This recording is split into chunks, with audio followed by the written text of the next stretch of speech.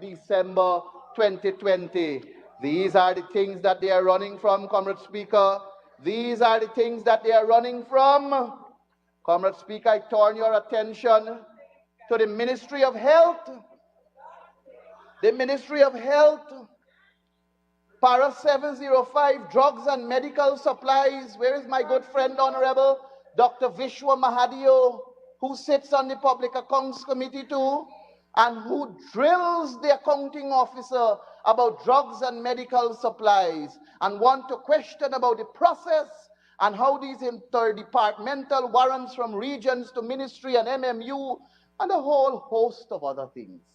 Here what happened in 2020, sir.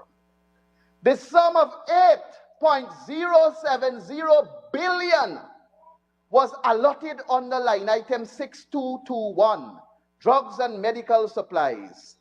Allotment transfers to line item totaled 52.959 million, resulting in an increased revised allotment of $8.123 billion.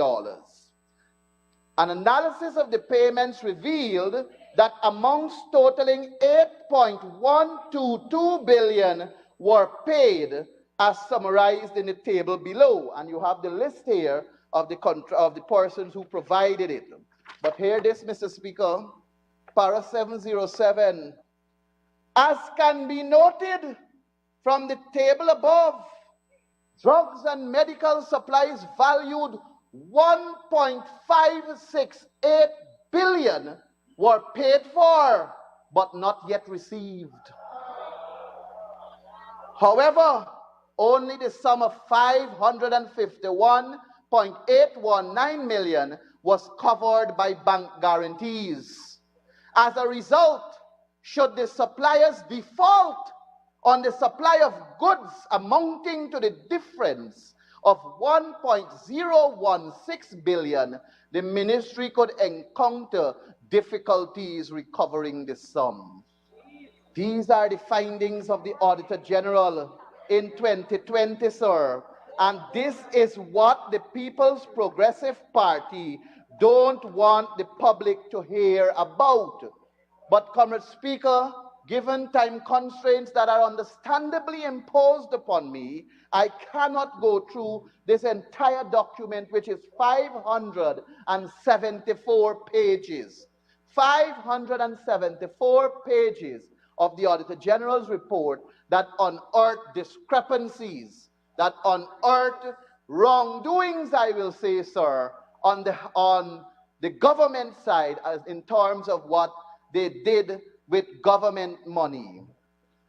Sir, and why all of this is happening, I can see my good friend, the Honorable Attorney General, is taking a nap. But notwithstanding him taking a nap, sir, I wish to remind him that he has a responsibility to the people of Guyana, and that is to prosecute defaulters. And I hope that he will take heed, sir, to what I am referencing here, and perhaps launch an investigation on his own colleagues and what is happening under their watch, Comrade Speaker. Comrade Speaker, so I took the opportunity of telling you and telling this Honorable House and the people of Guyana what is happening with our accounts now, so that the public will understand why, after so many years the PPP have been in government, why only now they are coming to this Honorable House to insert such an amendment to the quorum of the Public Accounts Committee. The Public Accounts Committee has the authority, sir, to examine these findings of the Auditor General. And we want to do it in a manner where we are up to date, with the Auditor General's report, so that when we find and we clarify and we get clarity and guidance according to the Fiscal Management and Accountability Act, the Procurement Act, and the Stores Regulation, we will also be able to provide good guidance to some of these accounting officers that we have now. Some of these accounting officers that we have now who are new to the system. And that is why we have been working extensively to ensure that we reach with current day, so that when the advice is given to them, we don't expect to see a repeat in the next year from the Auditor General. But the People's Progressive Party doesn't want that. They don't want that. They are afraid because the public is seeing what is going on. And they're afraid of us reaching this report and the one that's going to come out before the 30th of September, 2021. That is the pivotal point, the most important point to note in this vexatious motion. And it is unfortunate that the Honorable Teixeira, who said to us at the Public Accounts Committee that she is the expert on transparency and accountability, and she was honored, I think, she was honored along that line as an expert in transparency and accountability, would bring such a motion to this House. Mr. Speaker, number 40, standing order, point of order. I said that I was a Guyana expert on the Inter-American Commission Against Corruption. I never said I was the expert on it. Thank you very much, Honorable Minister. So, Honorable Member, yes. Apologize and withdraw that. Thank you, sir. I apologize and withdraw. And I thank the Honorable Member for reminding me she's the Guyana's expert. She's the Guyana's expert on corruption, which really and truly means that she stands for accountability and transparency. Or she should. That is what it means to me, sir. And I find it so strange. I find it so strange, sir, that the Guyana's expert would bring such... Honorable Member, what it means to you, you could keep to yourself, right?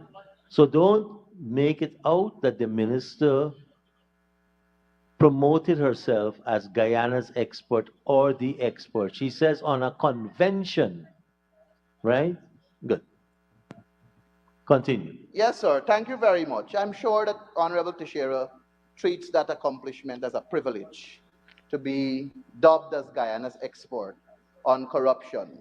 But I find it very strange, Comrade Speaker, that a person with such an accolade would bring such a motion to this House, attempting to tell this country that if they decide not to come to PAC, there can be no PAC. If they... To continue, Honorable Member, you will have to get an extension. Thank you. Thank you very much, Comrade Speaker. I move that the Honourable Member be given 5 minutes to conclude his presentation. Honorable Members, you may continue to conclude. Thank you, Comrade Speaker. So, Comrade Speaker, I am saying in a nutshell that I find it very strange that the Honorable Minister of Parliamentary Affairs and Governance, with a wealth of experience in the governance system of our country, would bring such a motion to this Parliament to basically say to us that if they decide not to come to PAC, there can be no PAC. Is that what is the definition of democracy, sir? Is that what is the definition of democracy? The democracy in the PAC is for the opposition to be allowed to scrutinize government spending. The PAC has to have that authority to scrutinize government spending. There is nothing that is stopping them from coming to PAC. PAC is every Monday, statutorily speaking, every Monday is PAC at 10 o'clock. And every Monday we have been having PAC. There was one time when the motion was passed for us to have 2 sit-ins per week. What the Honorable Teixeira did was to bring a motion to amend that motion and return it to once a week. So we cannot, as an opposition side, sir, make decisions without government having an input. And even if we make decisions 1 week without government's input, they're going to come in the full number the next week and overturn it with a motion from their side. Because they got 5 and we got 4. And it was done before. So this talking about scrutinizing in terms of both sides having an input, if the government wants to change any decision of the opposition, they can do it. They did it before. So this is a deliberate attempt to stop PAC, to slow down the work of PAC, to cause us not to reach to the 2020 report and the 2021 report. That is what this is about. And I am telling you, Comrade Speaker, since the formation of the PAC, we have had meetings every Monday, save and except for when we have budget or when there's a holiday or so.